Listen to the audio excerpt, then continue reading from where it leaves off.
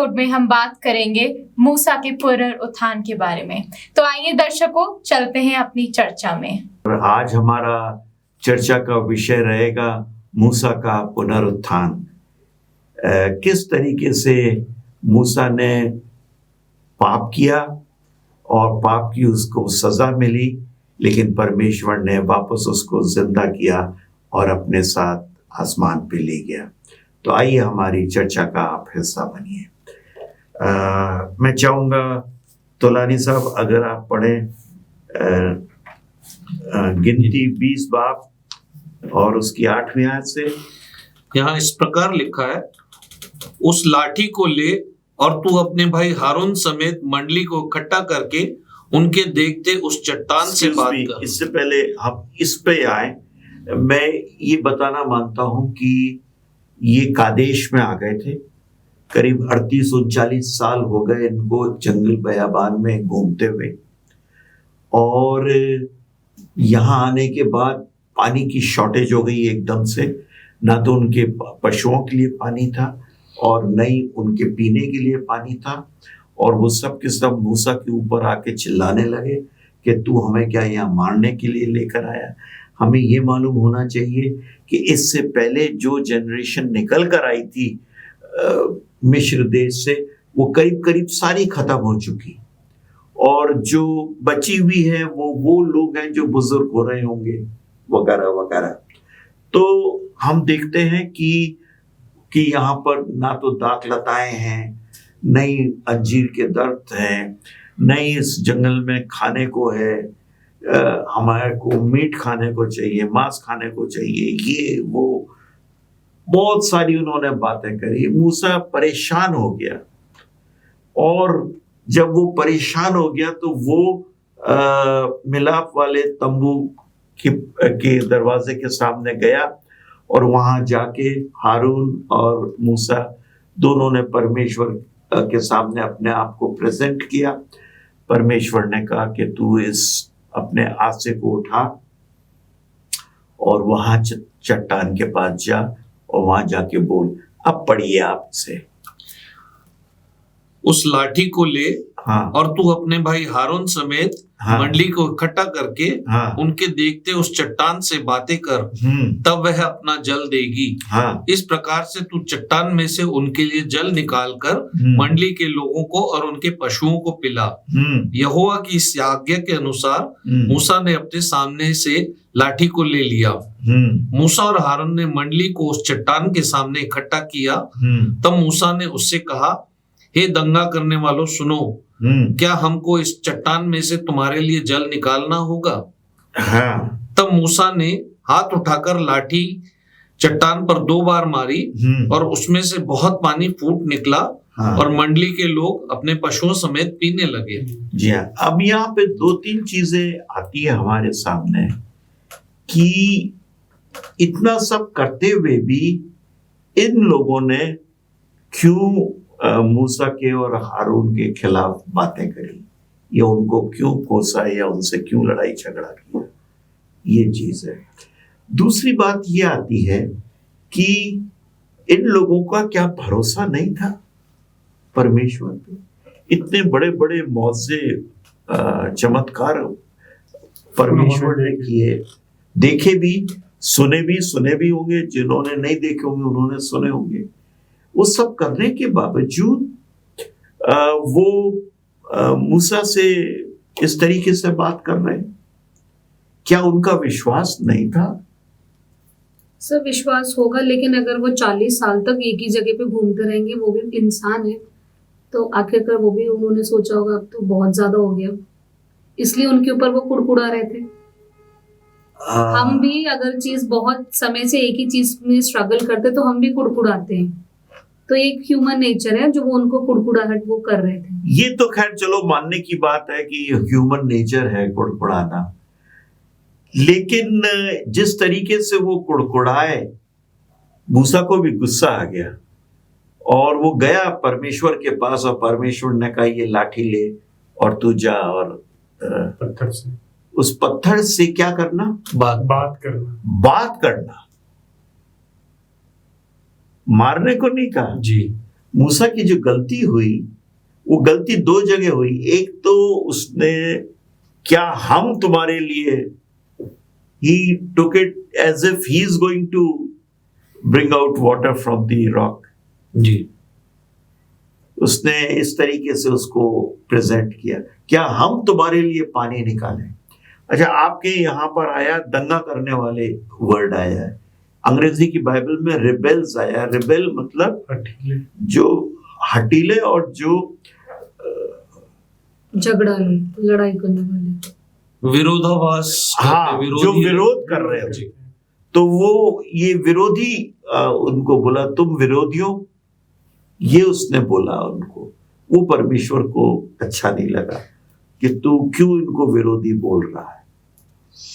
और सर मैं सोचता हूँ ये जाहिर सी बात थी, जो ये मूसा ने पाप किया, एक बहुत बड़ा लीडर था और बहुत बड़ी भीड़ को संभाल रहा था, और उनके टोन को सुन के, उनके कमेंट, उनके बातों को सुन के जाहिर सी ह्यूमन नेचर है कि गुस्सा आया ही होगा उसको, और गुस्से की वजह से उसने पत्थर पे मारा, क्योंकि एक बहुत बड़ा लीडर था और उसके पीछे एक बहुत बड़ी भीड़ थी। देखिए, बाइबल में साफ लिखा है, Moses was the meekest person on earth.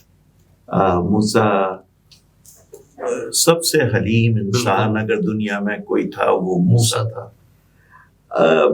मतलब मसीह से मालूम नहीं ज्यादा था या कम था या उसके बराबर था, हम कह नहीं सकते, लेकिन उसके लिए ये कहा गया। वो मीक पर्सन भी गुनाह कर बैठा और वो उनके विरोध को झेल नहीं सका और वो उसने पाप कर दिया।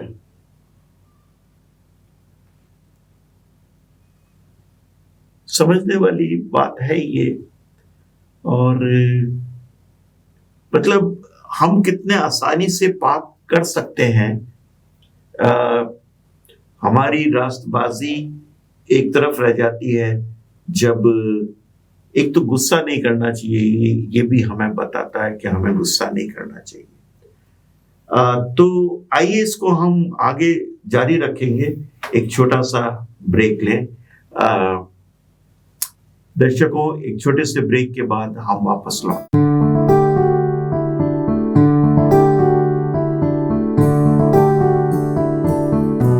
आपका स्वागत है दर्शकों हमारी इस चर्चा में, और इस चर्चा को जारी रखते हैं। हम इस पे डिस्कस कर रहे थे कि मूसा से गलती हो गई, उससे पाप हो गया। परमेश्वर ने उसको कहा कि जाके उस चट्टान से बोलना और वो पानी दे देगा, चट्टान दे देगी। ठीक है कि नहीं? मैं चाहूंगा एक आयत पढ़े हम, गिनती 20 बाब और उसकी 12वीं और 13वीं आयत। परंतु मूसा और हारून ने यहोवा से कहा, तुमने जो मुझ पर विश्वास नहीं किया और मुझे इजरायलियों की दृष्टि में पवित्र नहीं ठहराया, इसलिए तुम इस मंडली को उस देश में पहुंचाने ना पाओगे जिससे मैंने उन्हें दिया था। उस सोते का नाम मिराबा पड़ा, क्योंकि इजरायलियों ने यहोवा से झगड़ा किया था और वह उनके बीच पवित्र ठहराया गया। हाँ, तो हम यहाँ देखते हैं कि इनको ये परमेश्वर ने सजा दी कि तुम, अब देखिए इन्होंने कितनी मशक्कत करी होगी। 40 साल तक इन लोगों को झेला, इनको जंगल बयाबान में घुमाते रहे, परमेश्वर की मर्जी को इनको बताते रहे, इन लोगों की परेशानियों को परमेश्वर के सामने ले जाते रहे, इनके लिए खाने की दरकार करना, इनके लिए पानी की दरकार करना, इनके और छोटे मोटे झगड़ों को निपटाना और उनका निवारण करना, ये तमाम चीजें वो करते रहे और सोचते रहे एक दिन हम मुल्क कनान के अंदर एंटर होंगे, अंदर जाएंगे मुल्क कनान में। लेकिन ऐसा नहीं हुआ। परमेश्वर ने इस आयत को जो अभी आपने पढ़ा उससे साफ कह दिया कि चूंकि तुमने मेरे खिलाफ काम किया और सही तरह से मुझे रिप्रेजेंट नहीं किया, तो तुम उस देश में नहीं जा पाओगे। सर, एक प्रश्न आया मन में कि जब हम पिछली स्टडी कर रहे थे तो उसमें यीशु मसीह को जो है नबी बताया गया है, वो किस आधार पे बताया गया है? यही तुझमें तुम्हारे भाइयों में से मैं नबी पैदा जी करूंगा, बिल्कुल। यही व्यवस्था विवरण हमें बताती है। देखिए पूरी बाइबल हमें मालूम है कि ये टाइप्स और एंटी टाइप्स पे चलती है। इजरायलियों को अब मैं कहूंगा वो विश्वासी लोग, ठीक है, इजरायली या विश्वासी लोगों का मिस्र देश से निकालना ये टाइप है। हम विश्वासी लोगों का पाप में से निकालना प्रभु यीशु मसीह का एंटी टाइप है। मूसा जो निकाल के लेकर आया मिस्र देश से वो टाइप है, प्रभु यीशु मसीह मूसा के एंटी टाइप है। तो यहां पे मूसा को प्रभु यीशु मसीह से कंपेयर किया गया है और बाइबल में प्रभु यीशु मसीह को भी मूसा का एंटी टाइप माना गया है। ठीक है, पूरी बाइबल टाइप्स और एंटी टाइप्स पे चलती है। तो आपका ये जो सवाल है ना कि नबी पैदा होगा तुम्हारे भाइयों में से, और ये वो टाइपोलॉजी है सारी जी। और सर हम देखते हैं कि यीशु मसीह ने बहुत सारी ऐसी बातें कही जो फुलफिल हुआ, पूरा हुआ। जैसे यहूदा इस्करियोती के बारे में कहा कि ये मुझे पकड़वाएगा, बिल्कुल उसने पकड़वाया। और बहुत सारी ऐसी बातें, बहुत से सारी पतरस के बारे में भी उसने पेशेंट गोई करती थी, और दूसरे लोगों के नथानिएल इंजीर के दर्द के नीचे खड़ा हुआ था, बोला जब आया उसने उसको उसके नाम से पुकार के बोला।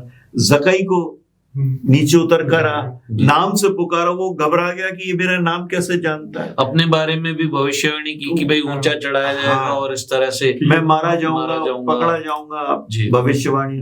तो नबी तो था ही जी, नबी का दर्जा तो उसका था ही। तो इस चीज को हम देखते हैं। अब बात ये आती है कि ये लोग क्यों चिढ़े, क्यों इनमें धीरज नहीं बना रहा, क्यों मूसा में धीरज नहीं बना रहा, एक सवाल ये उठता है। सर जैसे कि हम देखते हैं कि मूसा, मैंने पिछले बार बताया कि मूसा एक छोटी सी भीड़ को नहीं चला रहा था, बल्कि एक बहुत भीड़ उसके पीछे थी। कभी कभी हमारे साथ ऐसा होता है कि हम 10 लोगों के ग्रुप में जाते हैं, अगर किसी ने कुछ बोल दिया तो हम बहुत जल्दी गुस्सा दिख करते हैं उनके ऊपर। लेकिन मूसा यहाँ पे एक बहुत बड़ी भीड़ को चला रहा था, और मैं सोचता हूँ कि ये गुस्सा होना जाहिर था। लेकिन हाँ, बाइबल कहती है गुनाह मत करना, गुनाह नहीं करना चाहिए था, उसको पत्थर पे मारना नहीं चाहिए था, उसे पत्थर से बोलना चाहिए था कि पानी दे, और मैं सोचता हूँ कि पानी दे। हाँ, जैसे प्रभु ने उसको बोला जी, और गुनाह हो गया, उन दोनों से हो गया। अब हम देखते हैं कि परमेश्वर उसको होरेब पहाड़ के ऊपर चढ़ाया, और जो सबसे ऊंची चोटी थी पिज़ा की, उसको उस चोटी पे ले गया। और ये अभी आपने पढ़ी ना कि ये वो जगह है, तू देख ले, लिखा हुआ है कि यहाँ से ये डेड सी के नॉर्दर्न पार्ट के ऊपर ये पहाड़ है जिसकी चोटी पर मूसा को चढ़ाया था। और वहां से उसने बिल्कुल एंड तक खुदा ने वो साइट दी उसको कि दान का कौन सा इलाका होगा, और इशाचर का कौन सा होगा, बेंजामिन का कौन सा होगा, जूडा का कौन सा होगा। सारे इलाके प्रभु ने उनको बताए और मूसा ने वो देख लिए, लेकिन वो यरदन पार नहीं जा पाया। सर जैसे यरदन पार की बात होती है कि परमेश्वर ने उसे मना कर दिया कि यरदन के पार नहीं जाएगा, कनान जाने से परमेश्वर ने रोक लिया, लेकिन परमेश्वर ने खुद उनको स्वर्ग में उठा लिया। हम देखते हैं कि वो मूसा स्वर्ग में। हाँ, अभी हम जाएंगे उस पार्ट पे भी जाएंगे और उसके ऊपर भी डिस्कस करेंगे। तो इस समय तो अगर उसने उसको पनिशमेंट दिया, पनिशमेंट कह लीजिए, या एक बेहतर अवार्ड मूसा के लिए। पर जैसा कि हमने पिछली स्टडी में पढ़ा था कि परमेश्वर पक्षपात नहीं करता, जो गुनाह करता है, जैसे मूसा ने और हारून ने गुनाह किया तो तो परमेश्वर ने उनको सजा दी। ये भी हो सकता है सर। मैं ये एक वर्ष पढ़ना चाहूंगा। व्यवस्था विवरण 34 का 4 में इस प्रकार लिखा है, तब यहोवा ने उससे कहा, जिस देश के विषय में मैंने अब्राहम, इसहाक और याकूब से शपथ खाकर कहा था कि मैं तेरे वंश को दूंगा, यह वही है। मैंने इसको तुझे साक्षात दिखला दिया है, परंतु तू पार होकर वहां जाने ना पाएगा। हाँ, तो ये उनका उनकी जो बड़ी डिजायर थी ना कि हम मुल्क कनान को एंटर करें, वो कर नहीं पाए। भाई वहां से अगर देखा जाए चले थे तो जोशुआ, केलेब, मूसा, हारून, ये 4 जन बेसिकली थे जो मिस्र से वाकई निकल कर आए। सर यहाँ पे भी वही चीज लिखा है व्यवस्था विवरण 31 और उसके 2 में, और उसने उससे यह भी कहा, आज मैं 120 वर्ष का हूँ और अब मैं न चल फिर सकता हूँ, क्योंकि यहोवा ने मुझसे कहा है कि तू यरदन के पार नहीं जा पाएगा। हाँ, तो वो अपने आप को थका हुआ या हारा हुआ मानने लगा। हो सकता बहुत डिजेक्टेड फील कर रहा हो कि क्या है, इतनी मैंने मेहनत मशक्कत करी, इन लोगों को 40 साल तक ढोया और इनकी बातें सुनी, सब कुछ किया, अब यहोवा ने मेरे को उस देश में से घुसने से इनकार कर दिया, परमिशन नहीं दी। एक छोटा सा ब्रेक लेंगे दर्शकों, और ये ब्रेक के बाद वापस लौटते हैं।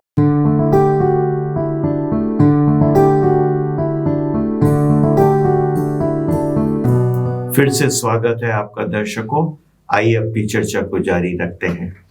तो आपका सवाल था कि मूसा जब मर गया तो उसकी बॉडी को, उसके जिस्म को क्या हुआ। देखिए, बाइबल में 2 जगह इसका जिक्र आता है। अगर हम जूड पढ़ें, हाँ, उसकी 9वीं आयत, परंतु प्रधान स्वर्गदूत मिकाएल ने जब शैतान से मूसा के शव के विषय में वाद विवाद किया, हाँ, तो उसको बुरा भला कह के दोष लगाने का साहस ना किया, हाँ, पर ये कहा, प्रभु तुझे डांटे। देखिए, मूसा मर चुका है, सीन जो हम समझ रहे हैं यहूदा की किताब से। और मिकाएल, हु इज मिकाएल? स्वर्गदूत नहीं, प्रधान प्रभु यीशु मसीह, उसी का नाम Mikael, who is like yes। तो प्रभु यीशु मसीह को मिकाएल के नाम से, या तो हम यहाँ पर देखते हैं कि प्रभु यीशु मसीह आए उसको जिंदा करके वापस ले जाने के लिए, आसमान ले जाने के लिए। शैतान आ गया, बोला, शायद यही बोला, ये मेरा सोच है, मैं नहीं कहता कि ऐसा हुआ, ये मेरा सोच है या मेरी रीजनिंग है कि उन दोनों में क्या गुफ्तगू हुआ होगा। इधर प्रभु यीशु मसीह खड़े हैं, क्योंकि प्रभु यीशु मसीह ने कहा जीवन और पुनरुत्थान मैं ही हूं। यहां उसको वापस जिंदा करने के लिए खड़े हुए, और इसने आके रोकने की कोशिश करी कि इसने पाप किया है। किसने रोकने की कोशिश करी? शैतान ने कि इसने पाप किया है, ये मेरा बंदा है, तू इसको नहीं ले जा सकता। या शैतान ने शायद ये कहा हो, शायद कि ऐसा है प्रभु, जब तू आएगा, मरेगा, इनको छुटकारा देगा, जबकि जब देखी जाएगी अभी तो ये यहीं पे कब्र में रहेगा, ठीक है, अभी तो मरा रहेगा, जब तू आएगा और मौत पे विजय पालेगा तब इसको ले जाना जाओ। तब शायद प्रभु ने उसको ये बोला कि द लॉर्ड रिब्यूक्स यू। क्या लिखा है हिंदी के अंदर? प्रभु तुझे डांटे। प्रभु तुझे डांटे, अपने पिता परमेश्वर के लिए कह रहा है। तो ये एक धारणा है, एक कॉन्सेप्ट है। जरूरी नहीं है ऐसा ही हुआ हो, लेकिन हम इतना जानते हैं कि खुदावन यीशु मसीह आए और मूसा को जिंदा करके अपने साथ आसमान पे ले गए। लेकिन जब प्रभु यीशु मसीह इस दुनिया में थे, उस समय वो फिर मूसा से मुलाकात करते हैं और मूसा उतर के नीचे आता है। अगर आप मत्ती 17 बाब में पढ़ें, 6 दिन के बाद यीशु ने पतरस और याकूब और उसके भाई यूहन्ना को साथ लिया। हाँ, और उन्हें एकांत में किसी ऊंचे पहाड़ पर ले गया। हाँ, वहां उनके सामने उसका रूपांतर हुआ। हाँ, और उसका मुंह सूर्य के समान चमका। हाँ, और उसका वस्त्र ज्योति के समान उजला हो गया। बिल्कुल। और मूसा और एलिया उसके साथ बात करते हुए उन्हें दिखाई दिए। मूसा और एलिया किसको दिखाई दिए? यूहन्ना, पतरस को और याकूब को। ये 3 जन उसके साथ थे, ये विटनेस हुए उस मीटिंग के। अब यूहन्ना नहीं, एलिया का और मूसा का आके प्रभु से मिलना क्या जरूरी था उस समय? ये क्यों आए, क्यों मिले? क्योंकि अब बाइबल स्कॉलर्स ये कहते हैं, बाइबल और स्पिरिट ऑफ प्रोफेसी ये कहती है कि ये दो कैटेगरीज को रिप्रेजेंट करते हैं। एलिया उन लोगों को जो मौत को नहीं देखेंगे। प्रभु यीशु मसीह कल आ जाते हैं तो मैं मौत को नहीं देखूंगा, मैं जैसे पॉल बोलता है, मैं ट्रांसलेट कर दिया जाऊंगा, विनाशमय जीवन से अविनाशमय जीवन में मैं तब्दील हो जाऊंगा। ठीक है कि नहीं? तो एलिया उनको रिप्रेजेंट करता है, उन लोगों को। और मूसा जो पुनरुत्थान, जो वापस से जिलाए जाएंगे, जिनका पुनरुत्थान होगा, उनको रिप्रेजेंट करता है। और इन दोनों ने आके मसीह को एनकरेज किया होगा कि भाई तुझे ये झेलना है, इस मौत को झेलना है, वरना इन लोगों का क्या होगा। ठीक है, ये बाइबल स्कॉलर्स की एक धारणा है। और मैं सोचता हूं इसीलिए ये 2 शख्स आए। तो हम मूसा का जिक्र यहां पाते हैं, और मूसा अभी आज की तारीख में आसमान में है, प्रभु के साथ स्वर्ग में है, क्योंकि प्रभु उसको जिंदा करके अपने साथ लेके गए। सर, जैसे कि हमने डिस्कस किया कि मूसा ने पाप किया, पाप करने के बाद वो मर गया था। हाँ, तो एक पापी इंसान कैसे स्वर्ग जा सकता है? तो क्या उसने पश्चाताप किया होगा? तो उसने तो पश्चाताप जरूर किया होगा, क्यों नहीं किया होगा? पश्चाताप उसने किया होगा, लेकिन प्रभु ने ये शायद इसी चीज के ऊपर शैतान आके झगड़ा कर रहा उससे कि तू अभी नहीं ले जा सकता इसको, जब तू जान दे देगा, इनको खरीद लेगा तब ले जाना। पर प्रभु ने कहा कि परमेश्वर तुझको डांटे, तुझे ताड़ना दे। हम देखते हैं कि बड़ी खूबसूरत चीजें हैं ये बाइबल में। सब कुछ हम नहीं समझ सकते, लेकिन जो समझ सकते हैं और जो रीजन आउट कर सकते हैं बाइबल के पैरामीटर्स में, इसके दायरे में जो कुछ हम समझ सकते हैं और सीख सकते हैं, हमें वो करना चाहिए। दर्शकों, जैसे कि आज की हमारी चर्चा से हमने सीखा कि कैसे मूसा स्वर्ग की बादशाह में है, और हम इस बात से प्रेरित हो सकते हैं कि अगर हम भी पापी हैं जैसे मूसा था, और अगर हम उसकी तरह विश्वास रखें, तो हम भी एक दिन स्वर्ग की बादशाह का हिस्सा हो सकेंगे। हम आपसे मिलेंगे हमारे अगले क्वार्टर की लेसन स्टडी में।